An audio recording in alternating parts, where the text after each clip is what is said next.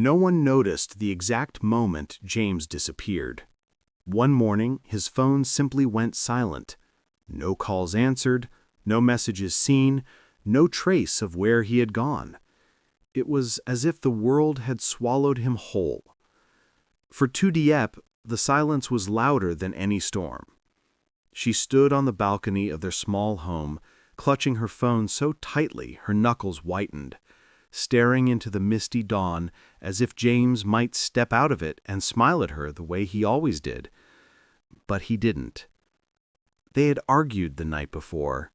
No, not even argued. James had been troubled, restless, saying he needed to handle something at home.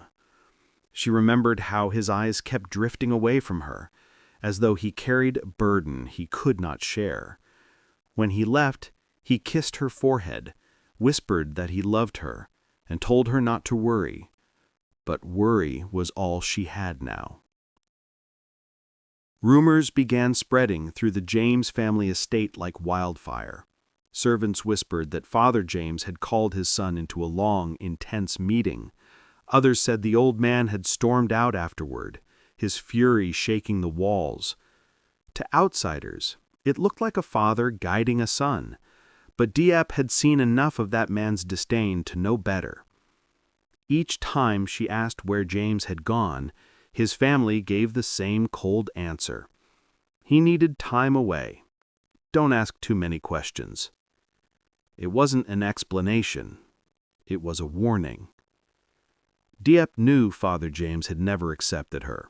The man's eyes always seemed to strip away her dignity.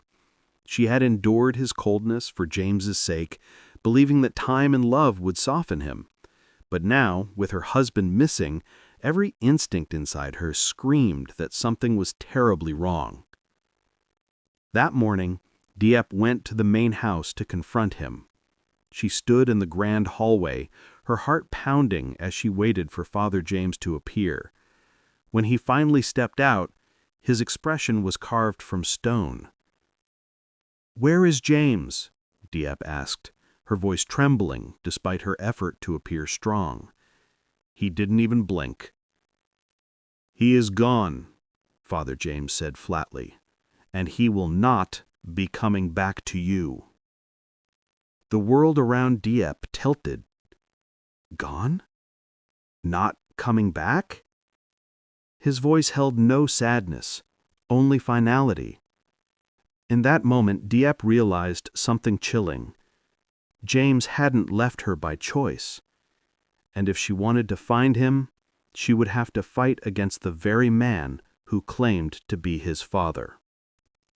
For days after that confrontation, Tu Diep wandered through the giant house like a ghost.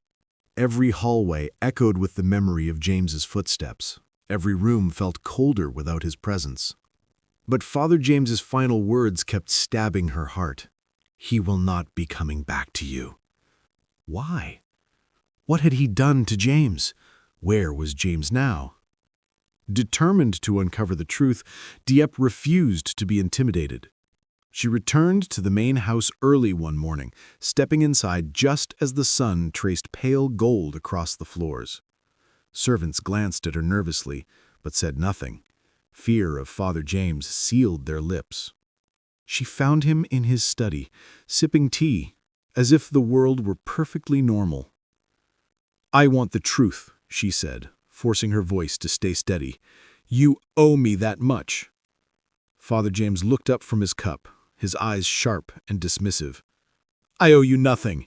You were a mistake from the very beginning." His words cut deep, but she did not waver. "Where did you send James?" He closed the file he was reading, leaned back in his leather chair, and folded his hands on his lap. "You think I would let my son ruin his life for a girl like you? You think I would allow him to throw away his future, our family's name, our legacy, so easily?" Diep's breath shook. "He chose me." He was confused, lost. I simply reminded him where he truly belongs. A chill ran down Diep's spine. "What does that mean?" Father James stood slowly, his height towering over her. It means James is no longer here. He is somewhere he can think clearly, somewhere you can't follow." Her heart pounded wildly. "Did you force him to leave?" The old man smiled thinly. "I did what any father would do to protect his son from a woman who brings nothing but trouble." The next moment changed everything. A soft voice whispered behind the half-closed door. "Mrs. Diep, I know something." A young servant girl stood there, trembling, eyes filled with fear. She quickly gestured for Diep to follow her out of the study. Diep's pulse quickened. Was this it? Her first clue? She cast one last look at Father James, whose expression remained unreadable, then hurried after the girl down the hallway. The truth was finally beginning to unravel, and it was darker than she imagined. The young servant led Tu Diep through a back corridor, rarely used by the family. The walls smelled of old wood and dust, and every few steps she glanced behind them, terrified Father James might appear. Finally, they stopped near the laundry room, where the sound of churning machines masked their voices. "Miss Diep," the girl whispered, clutching her apron tightly. "I shouldn't say anything. If Master knows, I could lose everything."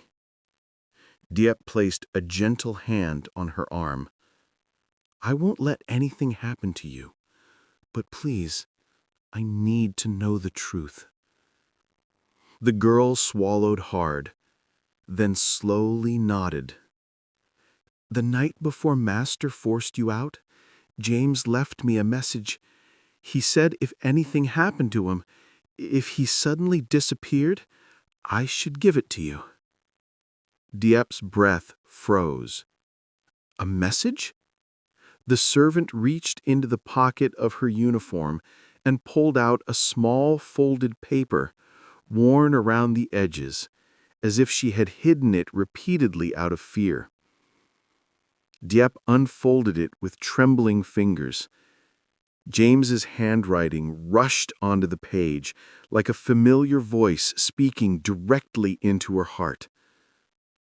"Diep, if you're reading this, it means my father has interfered again. Please don't be afraid. Please don't think I abandoned you. Not for a single second. There are things happening that you don't know. Dangerous things. I have to leave to protect you and ye. But I promise when the time is right, I'll come back for you. No matter what my father says, no matter where he tries to send me, my heart stays with you.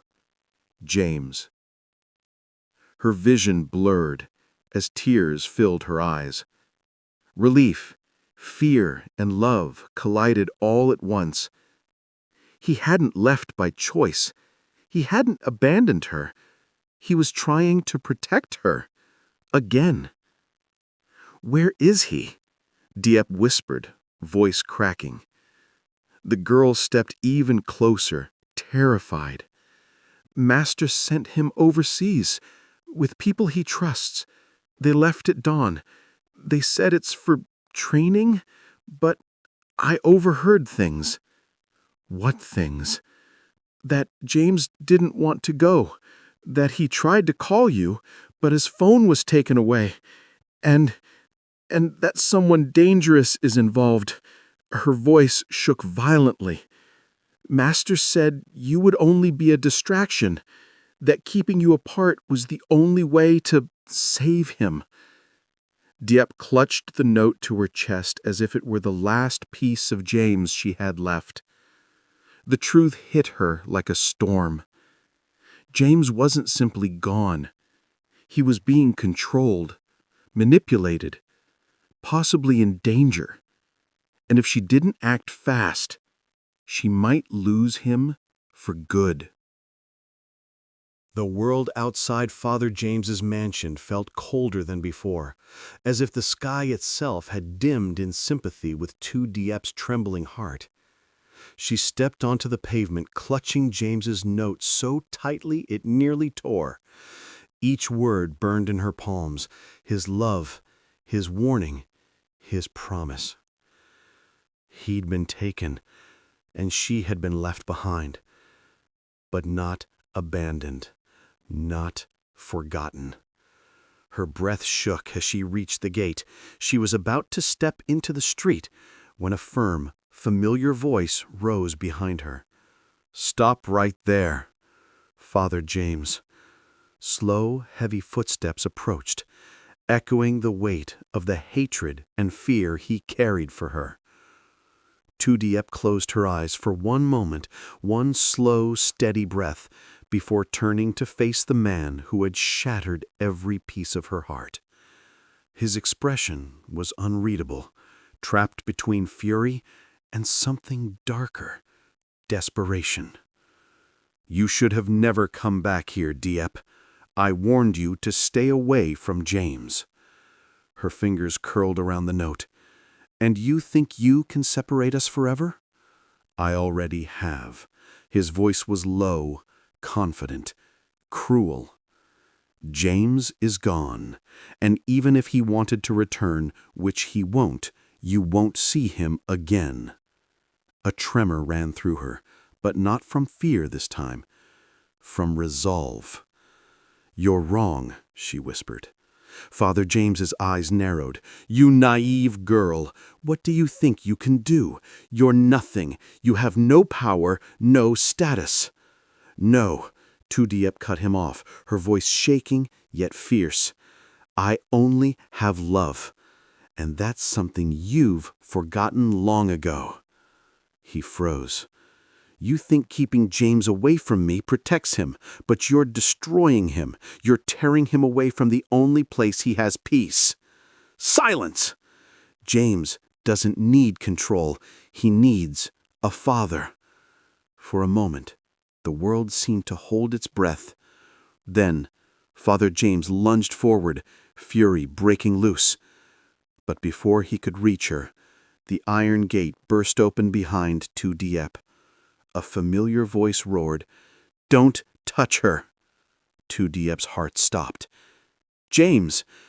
He stood there, breathless, clothes dusty from travel, eyes burning like he had fought through the world just to reach her.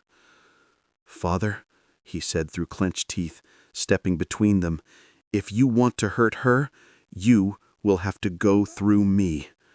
Father James stared at his son as if seeing a stranger. And Tu Diep realized the real battle was only beginning.